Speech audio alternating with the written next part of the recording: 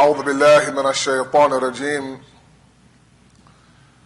بسم الله الرحمن الرحيم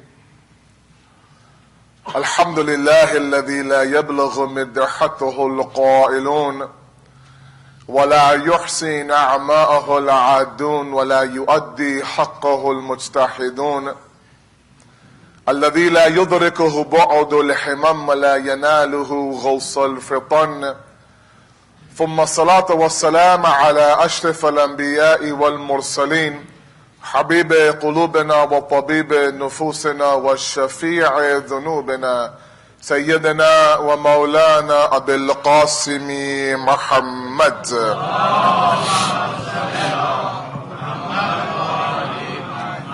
وعلى بيته الطيبين الطاهرين المعصومين المظلومين لا سيما بقية الله في الأرضين صاحب العصر والزمان خليفة الرحمن إمام الإنس والجان ولعن الله وعداهم أجمعين إلى يوم الدين أما بعد فقد قال الله وقوله الحق بسم الله الرحمن الرحيم ولقد كرمنا بني آدم وحملناهم في البر والبحر ورزقناهم من الطيبات وفضلناهم على كثير ممن خلقنا تفضيلا صلوا على محمد وعلى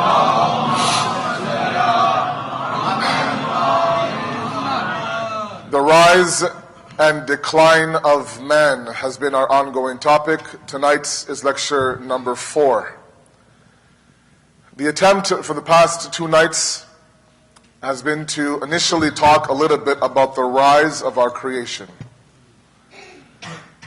And in these past 2 discussions, we talked in somewhat detail about this very famous conversation between the angels and Allah as recorded in Surah Baqarah in the late 20s and onward in the verses.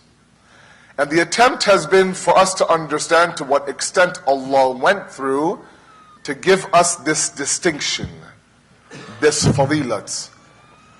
He believed us to be, and we were, and we still are, the greatest creation of His. And he took immense pride in creating us. And so He went to great lengths now to defend us when the other creations didn't quite understand what the purpose of our creation was. And the other point that we wanted to make sure that we carry forward from last night's was the point of potential. That Allah subhanahu wa ta'ala accepted the angel's argument that yes, the human has an element that's animalistic in nature, where yes, he will create fitna and fasad and khunrizi and bloodshed and corruption and tyranny and injustice. However, the angelic and divine side that He's gifting the human being is also present as well. And the potential is for him to do what? To have the angelic side become hakim over the animalistic side. It becomes the governing factor over every other factor inside of him. And so the point of akhlaq that I wanted all of us to extract for these past 2 nights, because now we'll begin another subset of lectures from today, tomorrow, and Wednesday, is the fact that Allah realizes our reality. He's not delusional, like I said yesterday. It's not like He paints a rosy picture for us and all we keep doing is disappointing Him and disappointing Him. He's fully aware of the fact that we have these different forces inside of us. This is why there is a huge emphasis on the mercy of Allah subhanahu wa ta'ala. It's not that He doesn't want you to make mistakes. That's an effort that we have to put, no doubt. But the bigger point is that what do you do when that mistake is made? Do you run from Him or do you turn back to Him? Astaghfirullah Rabbi wa atubu ilayh. We return back to Allah. So metaphorically, this picture of tawbah is what? That when we transgress and commit a sin and tap into that animalistic dimension, we steer off the path of Allah. And tawbah is that what? Turning back onto that path. Sallu ala Muhammad wa ala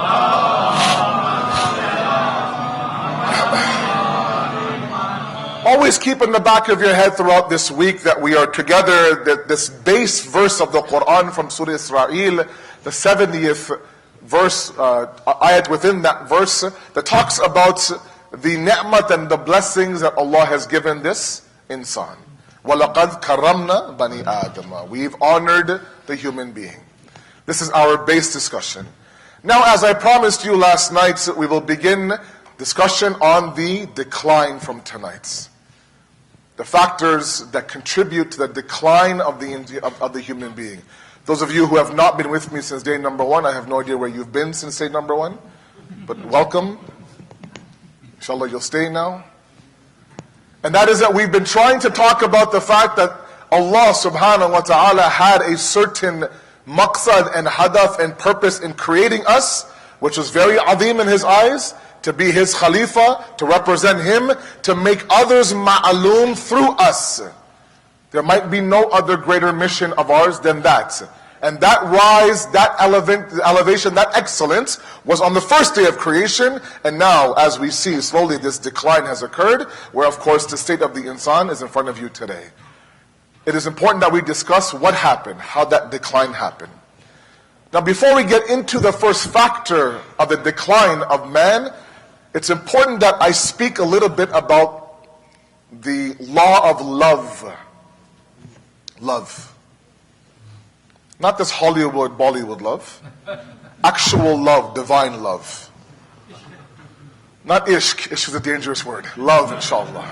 Let's stick to, let me do the talking, inshallah. Sallu ala Muhammad wa ala Muhammad. Hashim Bhai, you have to listen, inshallah. Thank you. Now, in the world of Islamic anthropology, what's called insan shanasi in Urdu, the study of man, it talks about the fact that within our fitrat, within our innate nature, is the need to love. To be love and to love others. We are social beings. We are not individuals that like to be alone. Yes, sometimes we need a little bit of a break from the family. That's a different story. But ultimately, we are social creatures. We need to love and be loved. But there's laws attached to that love. And I want to break down three, very quickly in the first portion of tonight's lecture, is break down three different categories of love. That within the world of insan shanasi, the ulama of anthropology have broken down very beautifully. It's a very simple discussion, don't worry. One is called real love, false love, and virtual love. Not the virtual love online, what's called mahbub majazi ghayr haqq. Virtual love. And we will, inshallah, explain each one very, very carefully. The first one is real love. This love is defined very beautifully by the likes of Allama Jawad al-Amali and so on, to say that that source of your love, your mahbub, the one you love the most, is a real love when you're separated from that love and you do everything in your power to reconnect with that love. And once you reconnect with that love, there is this sense of serenity, itminan, and calmness that comes about. Without that love, when there is a distance between you and your mahbub, there is this halat al-baychani, as they say, this uncomfortable nature inside of you, until you meet up again with your mahbub. That's called real love. That's called hubbi asli, or mahbub haqiqi, as they say. To give you a few examples from Dua Kumail, for example, Amir al-Mu'mineen alayhi salatu wasalam. In a line where he talks about the punishment that Allah might give him, and let me say this in brackets, it's truly amazing, and these are du'as that we recite to the point where some of us have them memorized. But if you can read a little bit of the approach of the Ahlul Bayt, and let me make this point, although it's not my topic, but still I'm here. And that is the frankness of the Ahlul Bayt with Allah subhanahu wa ta'ala. There was a frankness about them. There was no takallufat. And it's a point I've made with my youth before. When I was learning Farsi, and they would teach you some pronouns. Like me, you, them, we. You know that in Farsi, when you refer to you, when you say you, there's two ways of saying you. One is tu, one is shuma. It's like in Urdu, you have tum and you have ap, and you use that according to the person you're speaking to. Farsi is no different. Tu is for someone who's close to you, shuma for someone who's older than you, right? Tum is for your dost, ap, let's say, is for your father, for example. It's a sign of respect. When I began to read translations of du'as in Farsi to improve my Farsi, I found a very common theme in the translations of the du'as. That every time that they would refer the Ahlul Bayt to Allah and say you, the translation would be tu. and not Shema. And I felt that to be very strange. And so when I asked my teacher, why is it that in the Farsi translation they use two and not Shema, for example, he gave me a very beautiful answer. He said that the relationship between the Ahlul Bayt and Allah was so frank and so direct, there was no takallufat. It's almost as if one friend is talking to another friend. That's why you see, I'll give you a few examples. In the same dua we recite every single Thursday. Amir al-Mu'mineen is so frank with Allah, so frank with it. He says that, look, even if you put me in the hellfire, from the hellfire, while I'm surrounded by your enemies, I'll call out, Aina waliyul mu'mineen. Where are you, O friend of the believers? In another portion, he says what? He says that, Sabaltu ala adabik, fakayfa asburu ala firaqik. And this is the point about the real love. The real love. Remember, when there's distance between you and your mahbub and your beloved, there's this halat al-baychani. You're very uncomfortable until you meet up with them again. Once you are with that lover of yours, then you are completely calm, serene, and comfortable. He says, suppose, just suppose, Allah, that I can endure your punishment. I'll take your lashing. I'll take your fishar al-qabr. I'll take all of that. How do you expect me? فَكَيْفَ أَصْبُرُ عَلَى فِرَاقِكَ. How do you expect me to endure separation from you? Meaning what? That for me, punishment is easy. But any distance between me and you is very difficult. Why? Because the asl mahbub of Amir al-Mu'mineen was Allah subhanahu wa ta'ala. The distance occurred and he became uncomfortable. So we're trying to understand this, and once we understand these levels of love, then I'll get to the actual decline from there. So number one is real love. Number two is this false love. And what is false love? False love is that love that we believe to be real love, only later on it disappoints us, and it goes from false love to real hatred. I'll give an example. And no, it's not your wife or your sauce, it's something else, inshallah. I'll give you a couple examples. Number one is money. Money.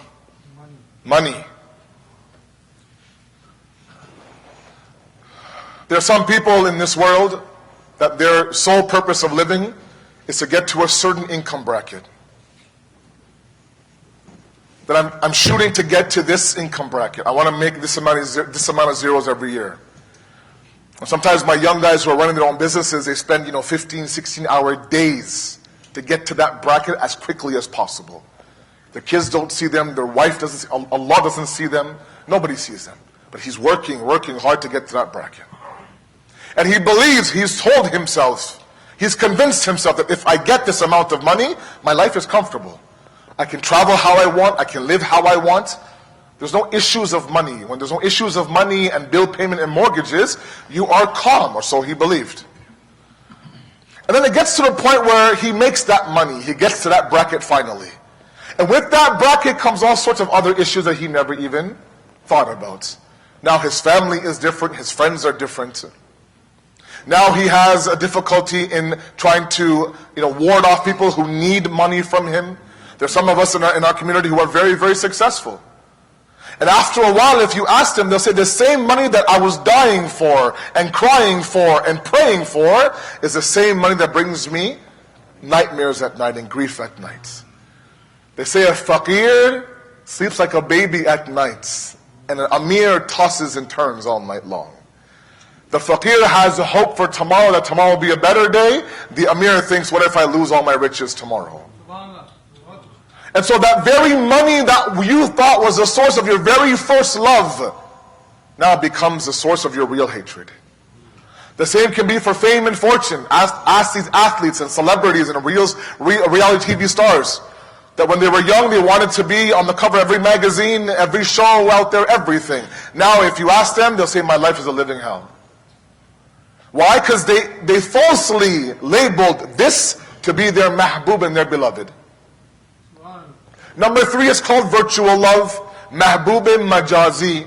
And this love is only responsible to take you from your current state to your real love. It doesn't have its own love to begin with. Its job is to be a bridgeway between you and your first love. The example I'll give you is our Holy Prophet sallallahu alaihi wasallam. And Allah subhanahu wa ta'ala in the Quran identifies the Holy Prophet to not only be that being, where he recognizes that your true love is Allah, but you're also a virtual lover for a lot of your followers. In kuntum tuhibbuna Allah fattabi'uni yuhibbukum Allah. That if they claim to love me, Ya, O Prophet, tell them, if they claim to love me, who's me? Allah. Tell them what? Fattabi'uni, follow me, the Holy Prophet. When they follow the Holy Prophet, yuhibbukum Allah. They become a mahbub of Allah subhanahu wa ta'ala. So now the Prophet does what? He becomes a bridge between you and your first love, your real love being Allah subhanahu wa ta'ala. This is called what? Virtual love. These three keep in the back of your mind. Now, we understand that inside of our fitrat, there is this need to love. Allah subhanahu wa ta'ala recognizes that the insan will chase those elements that he believes to be his first love. And he'll be disappointed and disappointed and disappointed. Sometimes, when I talk about spouse selection with some of our youth, and I ask them, what are you looking for in a potential spouse? MashaAllah, their list includes eye color and height and salary. When I ask them, what do you like about this girl, mashallah, it's the way she smiles, Maulana. It's the way she smells, Maulana. It's the way she walks, Maulana. I said, what about the way she prays? He's like, I don't know about that. I have to look at her. I don't have to pray with her, right? And all this, and he truly believes this to be his first mahbub. It turns out that after a while, the beauty sags and the eyes don't look so beautiful anymore and the character is no longer great. The walking is annoying. The laughing is annoying. Those things that, would take him to fantasy world now annoys him. All these things. Why? Because initially the criteria wasn't correct.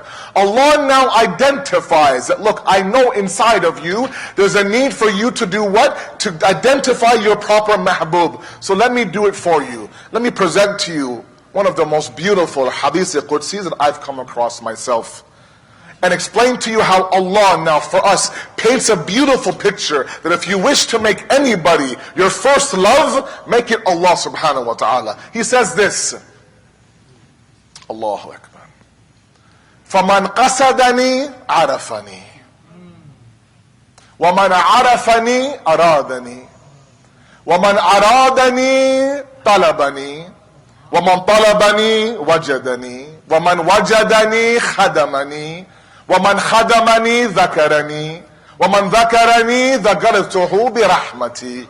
Let's go step by step. And I want you guys, especially my young guys, to look at this hadith with the eyes and the heart of love. He says, who says? Allah. Allah says himself. The one who has qasd for me, qasd for lack of a better translation, is intent, is movement.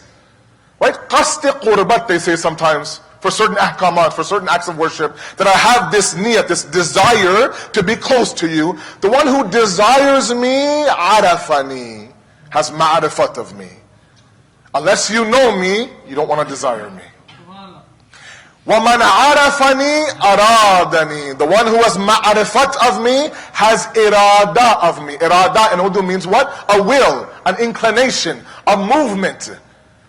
That I can't get there fast enough. Listen to every single line, please. وَمَنْ عَرَادَنِي طَلَبَنِي. The one who has irada of me, he searches for me.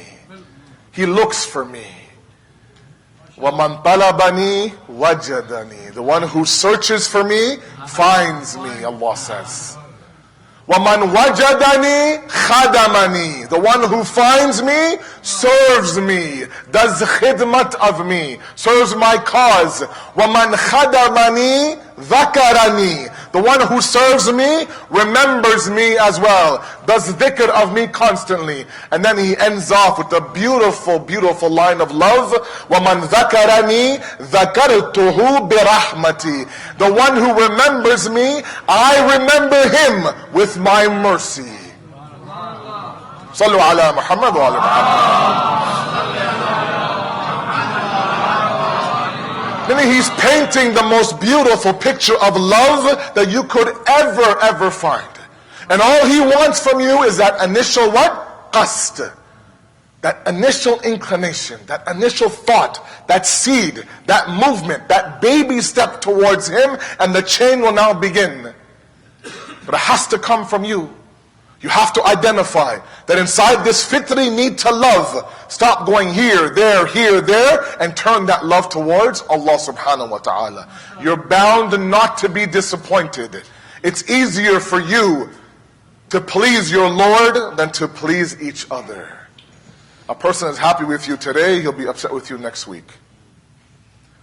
Your amal earns the respect of somebody today, those same amal will cause the disgust of that same person tomorrow. That's how the insan is. We flip and we flop. But Allah is what? Ya sari'ur ridha. He's very easy to please. And yet we turn to everybody but Allah subhanahu wa ta'ala. So initially in our first discussion on the decline is to understand the law of love inside of us. Let's go one step higher. Part of the equation of love is that we as human beings, in the innate dimension inside of us, we love the unlimited. We love the flawless. We don't like limits. Don't tell me I can't go here and I can't eat this and I can't drive this fast. I don't like limits. I like things that are unlimited. I want my data to be unlimited. I want the clicks on my rental to be unlimited. I want everything to be unlimited. It's a fitri need for us to move towards the la mahdud, that existence that's not limited at all. The problem is that we've wrongly identified those things that we believe to be the unlimited, like money, like fame, like fortune. Allah says, no, turn your face towards me. I am the only unlimited in this universe. When you begin to move towards me, everything else will fall into place. The problem and the decline begins when you turn your face away from me and you start to identify wrong things that are the source of the unlimited nature. You'll soon realize how limited they are.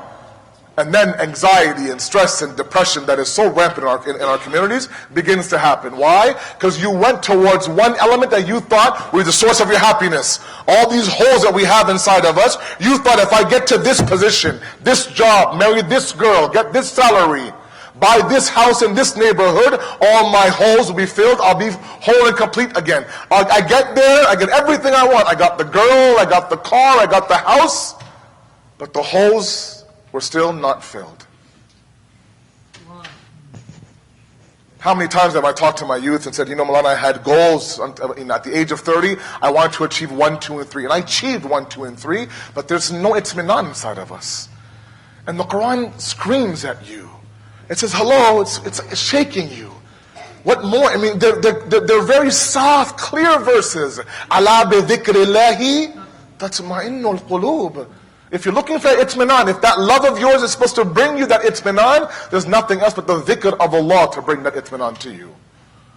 But we move ourselves away and we end up doing what? We end up doing idol worshipping. And idol worshipping is that definition when you wrongfully label your first love to be anything but Allah subhanahu wa ta'ala. That's idol worshipping. Let me say it one more time. Idol worshipping. And I don't care what the idol is. It could be a stone, a rock, a girl, a woman, yourself, it doesn't matter. Idol worshipping is when you move your sense and your fitri need to love from Allah to anything else in this limited world. Because nothing else is la mahdud except for Allah subhanahu wa ta'ala. And you pour your heart out at this idol, and this idol is bound to give you nothing in return. And when we start to do that, our decline has already begun. Allah says, look, nafakhta fihi min ruhi. I did what? I blew my ruh inside of you, and I placed my fitrat inside of you, so there is an element of remembrance of me inside of you, so you can constantly turn your face in this dunya towards me. When you turn your back towards me, you've begun the road of idol worshipping. And the very first element of the decline is that we have become slaves of the idols of this modern world. And as Rumi says, the mother of all idols in this world is the self. And we have traveled this very dangerous journey from Khuda parasti to Khud parasti. From worshipping Allah to worshipping ourselves. And in this era, in this age of consumerism, where now you are no longer you, but you are a brand in yourself. And this explosion of social media, where everything about you, every dimension of your life, you have to plaster like a billboard all over town for everyone to see, is this idea that you are building the narcissistic dimension inside of you. There is a disease in the soul called the ujb. Ujb is self-love, or what's deemed as narcissism in the world of Greek mythology. And that is the idea that we are in love with ourselves. Now that manifestation of love comes in different ways. I mentioned to you that I was gone for Hajj, and the amount of, we're doing tawaf, and I'm looking at the guy in front of me, and he's taking a constant selfie of himself doing tawaf. Now they have video selfies. And I'll tell you, if there's two things that have killed this world, it's selfie and salafi. Both of them have killed this world. There's nothing left. Just flip the words, selfie and salafi. That's it. Those two have to be destroyed.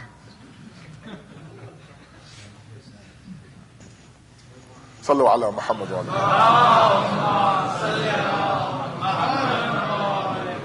And it becomes comical, but it's a very serious thing. And I don't mean to, be somebody who's constantly bashing social media. And my discussion is not social media.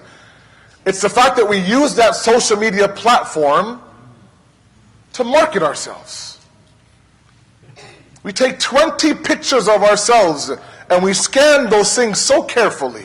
Change the lighting, change the complexion, remove some blemishes, and put that on our social media platform. And we wait for likes and comments and God knows what else. And our elders don't understand it. There used to be a time where our elders were ashamed to take a picture of themselves. Now you flip the camera and you do it yourself. That's one example. And this worship has happened since time. Idol worshipping has happened since time. It could be the fact that people would worship idols made out of clay and stone. It could be that they would worship planets and stars. Or it could be like Fir'aun, who would worship himself. But idol worshipping has been the root of the decline of man. Why? Because when you worship an idol, you stop worshiping Allah subhanahu wa ta'ala. Worship happens only once, to only one ma'bud. And so long as you have done your proper homework and you pointed that ibadah towards Allah, everything is fine. That's why in the kalama is first negation, then acceptance. La ilaha, and then illallah. Some of us are still stuck on la ilah. Our ilahs, our small g gods inside of us are growing and growing and growing. Sometimes, these young kids, and I love the way these young kids ask questions. They're brave, they're bold, they look you straight in the eye and they ask you a question. And they ask you, you guys talk about, and they say you guys. You guys talk about the fact that in the grave, they'll ask you this question and that question, this question and that question, right? Who's your Lord and where's your Qibla and what's your book and who's your prophet? So 8, 9-year-old, and he sits there and he looks at me and he's like, you know what, those are easy questions. It's a big deal. Why do you keep scaring us about the grave? I can tell you the answers now. Allah is my Lord, the Kaaba is my Qibla, the Quran is my book. I go, shabash, very good. Good luck to you in the grave. Inshallah, things go well. Now he's 8 years old, he won't understand. Later on, as he gets older, he'll know that yes, those questions are there. Those of you who have been in any janazah, talqeen is read. And in that talqeen, there's a question and answer cheat sheet. Where the alim says, look, you will be asked this, this, this. And you have to remind the mayyat. Tell them that your Lord is Allah. Tell them that your Prophet is Muhammad. Tell them that your book is the Quran. It could be the most pious of men. And you scratch your head thinking, I'm sure he knows all these things. But then you're taught that they won't ask you up here. They'll ask you from your hearts. And if you haven't removed the idols, if you haven't removed the ilahs inside of your heart, then when Allah and the angels ask you in your grave, who is your Rabb, you will give every idol's name inside of your heart. Hadith says that there are some people in the grave that will take 700 years to answer the question, who is your Rabb? Because they made everybody their ilah except for illallah. And this decline now has begun. And there are reasons for that. There are reasons for that. And the fundamental reason that we have is because we have not convinced ourselves that there's benefit to making Allah my Rabb.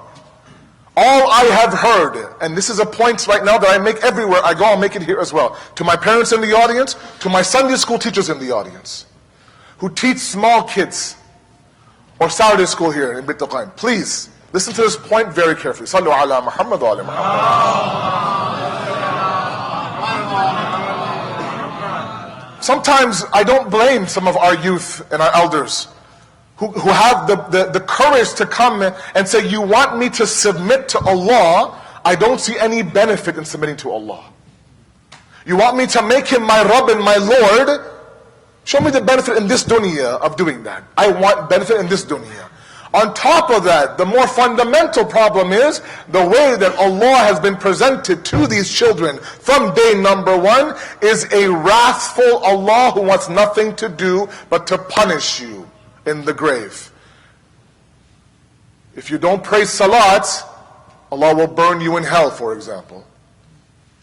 If you don't finish your vegetables, Allah doesn't like people who doesn't finish their vegetables. If you don't clean your room, Allah will make your life a living hell in the hereafter. If you don't pray beside me, you won't get to heaven. And all you ever hear when you're a 6, 7, 8-year-old child is this big, bad boogeyman of a God who wants nothing but to make my life miserable in the hereafter.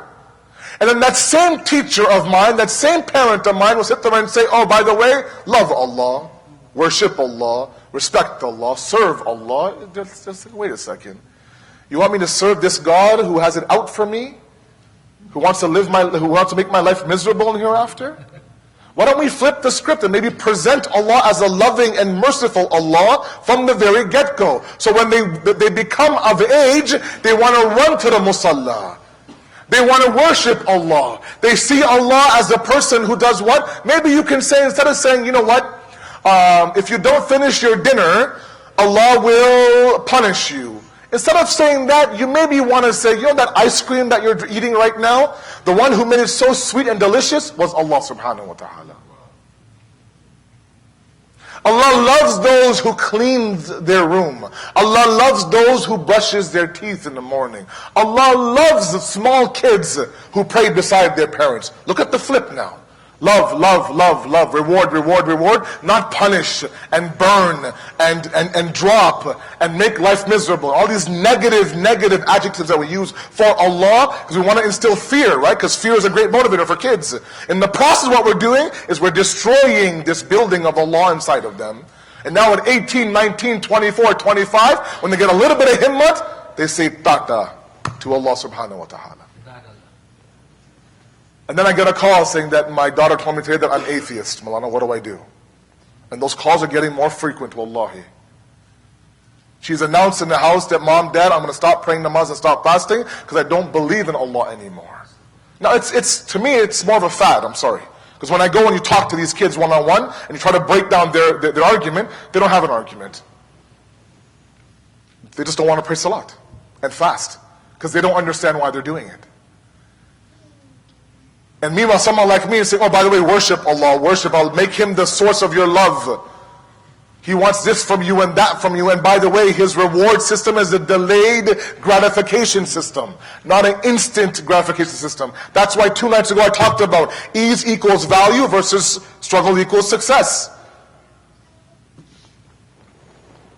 And so maybe it's about time that in this day and age when we are begging our kids to come running towards Allah, that if you are a teacher at Saturday school or anywhere you are in a madrasa, and you have 5, 6, 7-year-old children, and they are impressionable, present Allah as a loving, compassionate, merciful Allah.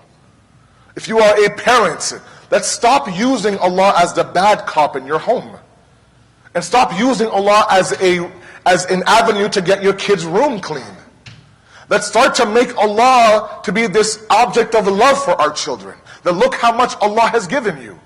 And maybe then at 18, 19, we're not so shocked when they announce that I no longer believe in Allah subhanahu wa ta'ala. Sallu ala Muhammad wa ala Muhammad. So the idea of idol worshipping, and the biggest idol being ourselves. And sometimes, where we see that idol worshipping are in sometimes the worst conditions. We see it sometimes in the crux of our ibadat. This disgusting disease called riyah. It's a lifelong mission of ours. Our salat at home, behind closed doors where nobody sees us. Our salat here on this green carpet when the entire community sees us. Our du'as, our akhlaq, our everything at home, our akhlaq and our du'as here. The same ulama of anthropology of Insan Shanasi also tell us that we build not one idol, we build multiple idols inside of us. Multiple selves inside of us. And after a while we can't recognize what was the initial creation and what were those man-made creations inside of us. It's like a person that you have, a friend of yours standing in front of you. This is your friend from childhood. Bachpan ka dost hai. And then all of a sudden you see 4 or 5 guys that look just like your friend. And they're sitting in one room together. They're mixing and mingling and mixing. And after a while you have no idea who's your actual friend and who's the imposture. We've created idols so much inside of us that we have no idea which is the asli creation of Allah's and which one is a creation of our own self. And all these selves, sometimes the self of work, the self of the community. If I go to your work, I just pop up one day at 11 o'clock in the morning and I see how you are with your co-workers, I might be shocked. If I stumble across your social media profile and see what do you post and what do you like and what do you retweet, and how's your Snapchat and your Instagram and all these new things, I might be disappointed or shocked or surprised. Why? Because that's a self that you've made inside of you. If I see you inside of your home with your wife and your children, when no one's watching you and the curtains are pulled and closed, I might be shocked to know that the same individual who's a joy and a delight and a pious man inside Bayt al-Qayem is a zalim at home. If I see you in the halls on the campus of your university, who you're talking with, who you're walking with, who you're having lunch with, who you're giggling with, I might be disappointed to think, wow, this is a man that when women enter this hall, his head goes down. But mashallah, at uni, his eyes are everywhere. And those are the various selves that we've created inside of us. Not one idol, there's multiple idols. And then we wonder why there's no elevation inside of us. Then we stop to think, wait a second, why can't I feel Allah inside of us? I keep hearing that salat is a mi'raj of a moment. There's no mi'raj happening here. I keep hearing that people, are saying, oh, Ramadan Kareem and Ramadan Mubarak, and all I see as Ramadan is a very hard hunger strike. And people are flying towards Allah, and I'm stationed where I am for years and years. I'm not moving anywhere. Why not, Maulana? And you have to ask yourself, maybe Allah came to the door of your heart, peeked and said, oh, this heart is filled with idols. There's no room for me. And historically, of course, the very first thing the Prophet of Allah did when he arrived in Mecca was what? He destroyed the idols.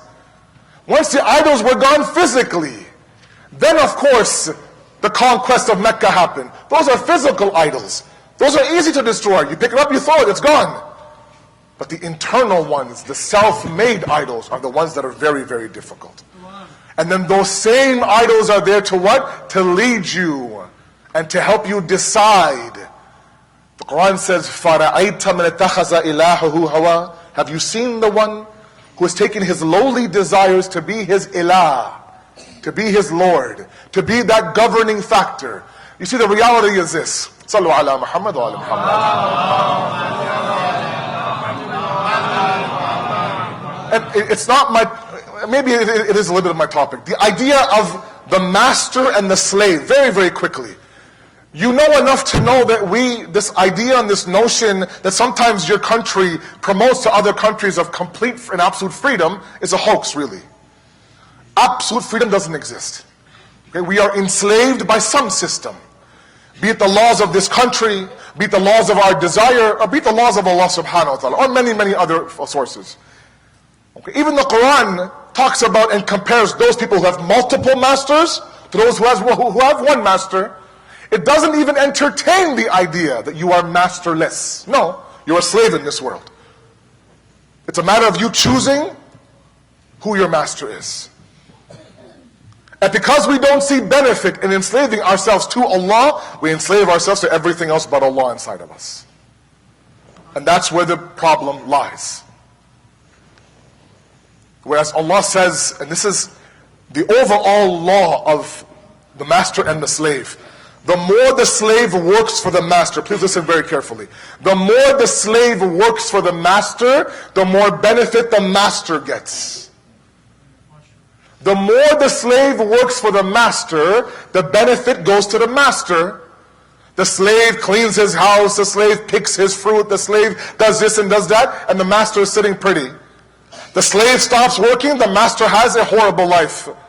That's true for every other master-slave relationship except for Allah subhanahu wa ta'ala. Allah subhanahu wa ta'ala is that only lone master where the more you work for that master, the better it is for the slave, not for the master. The master was the master before you were created. The master will be the master long after you're gone. Your enslavement to that master is benefiting you and you alone. He goes, look, I don't need you. I'm Azal, I'm Abad. I'm here all the time. You come and you go. Your choice to enslave yourself to me is for your benefit alone. Because when you become a slave of Allah, you reach high rankings. Every single day we recite in Salat. Ashhadu an la ilaha illallah wahdahu la sharika lah wa ashhadu anna Muhammadan Abduhu wa Rasuluhu. He could not have reached the level of Risalat without being an Abd of Allah. You show me how you are a slave. Once you master that slave, then of course I'll make you a Rasul. When Imam Ali says, Ya Allah, there's no bigger source of pride for me than the fact that I am your Abd Allah. Of all the masters to choose from in this world, I chose you, and that is my pride. You know, they ask us, these youth, same 8-year-old, they ask you questions. And they say, why is it? Why is it that every single day, and every single salat and namaz, we have to recite Surah Al-Hamd? And they're right, without Surah Al-Hamd, your salat is batil. It's so repetitive, I mean, it's a lot of repetition. And I'll give you an example to make this point very clear, and then inshallah towards Masai. When I flew to Medina, we flew from Toronto to Abu Dhabi to Medina. That was our flight. In Toronto, we boarded the plane, we're about to take off, and then this safety video comes on your screen. Correct? That safety video tells us how to put a seatbelt on. Okay? They show you this is a buckle system. It just goes in. You lift the flap, pull it out, and voila, the seatbelt's off. If the cabin pressure drops, a mask will come down. Put yourself the mask first, and then of course give to the child. If we land on water, your seat is a flotation device. Okay? Everything happens what? And then all of a sudden, if you have to exit off the plane, then there's illuminated floors that will guide you towards your exit. And they do all this kind of funky stuff. And we fly out towards Abu Dhabi. We land in Abu Dhabi. Then we board the flight from Abu Dhabi to Medina. We sit there again. Same idea. Seat belt, flap open, mask, flotation device.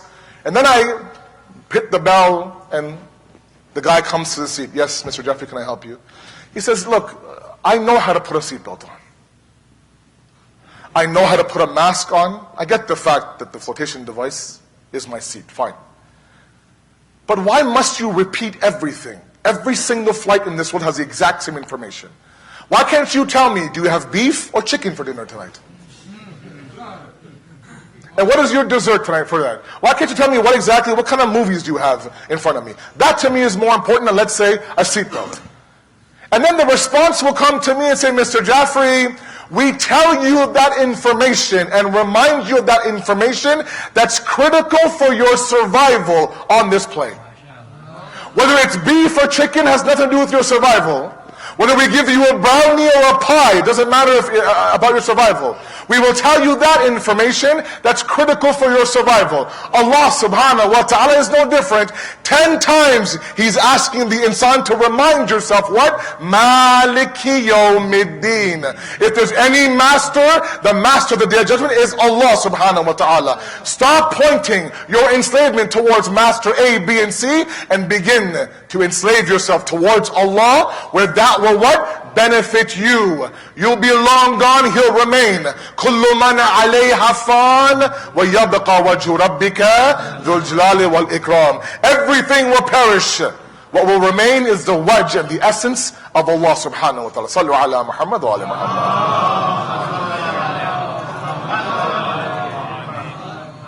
And if you look at this idea of the entire enslavement process, giving your life for everything, serving a cause for everything,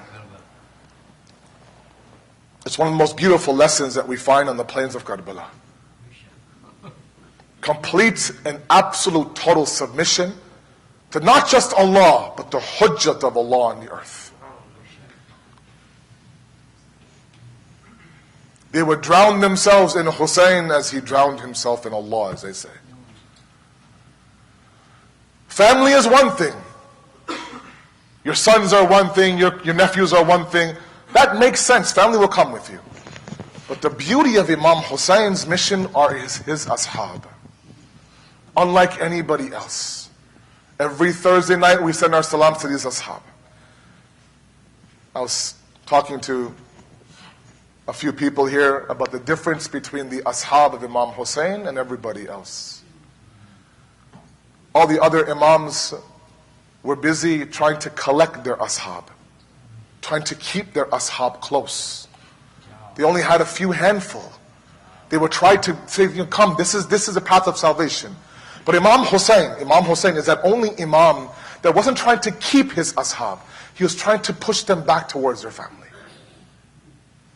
We talk about the jar and the root of the ashab. You cannot mention that root without Habib ibn Muzahir. Habib was a special man. And from the very young days of his life, he had this immense love for Abu Abdullah al-Husayn. They say that Rasulullah in Medina was giving a khutbah on the mimbar. In the back there were a few children. After the khutbah, he comes down from the mimbar and he summons one of his sahabis.